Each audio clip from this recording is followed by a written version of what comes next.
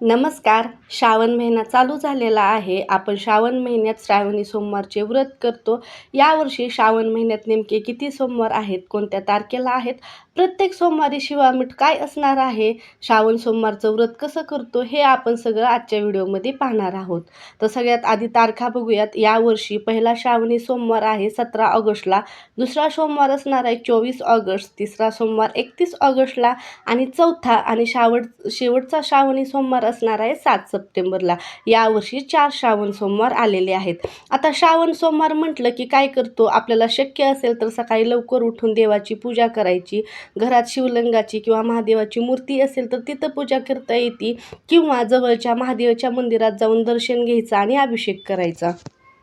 आपण महादेवाला जल अभिषेक, दुग्ध अभिषेक, दह्याचा देखील अभिषेक करतो, बेलपत्र वाहतो, फुलं वगैरे अर्पण करतो आणि मग महादेवाची आरती करतो. आणि ज्यांना सोमवारचं व्रत करायचं असते ते आपल्या पद्धतीप्रमाणे उपवास करतात.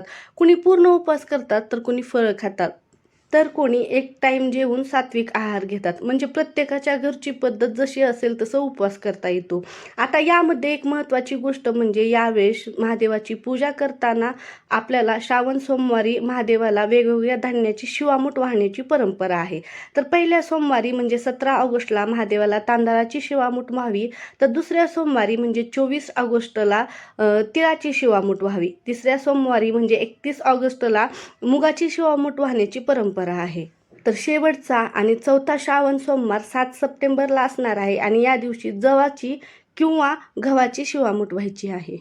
तर आता ही प्रत्येक सोमवारी वेगवेगळ्या शिवामूठ वाहताना मोठं काय करायचं असतं असं नाही. आपल्या श्रद्धेने धान्याची मूठ महादेवाला अर्पण करायची आणि मनापासून महादेवाचं स्मरण करायचं. आणि फक्त शिवामूठ वाहिली म्हणजे झालं असं नाही. पूजा करताना आपली श्रद्धा आणि मनापासून केलेली प्रार्थना ही सगळ्यात महत्त्वाची आहे.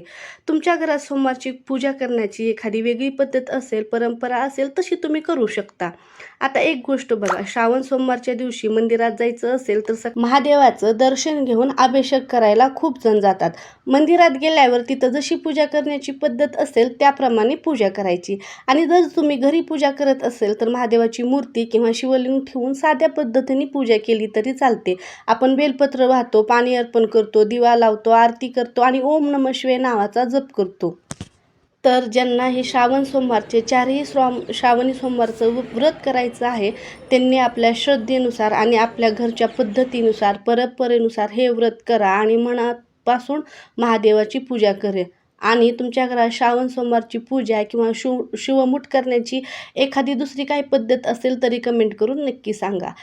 तुम्हाला हा व्हिडिओ आवडला असेल तर व्हिडिओला लाईक करा आणि अशाच आपल्या मराठमोळ्या सणासमारंभाची माहिती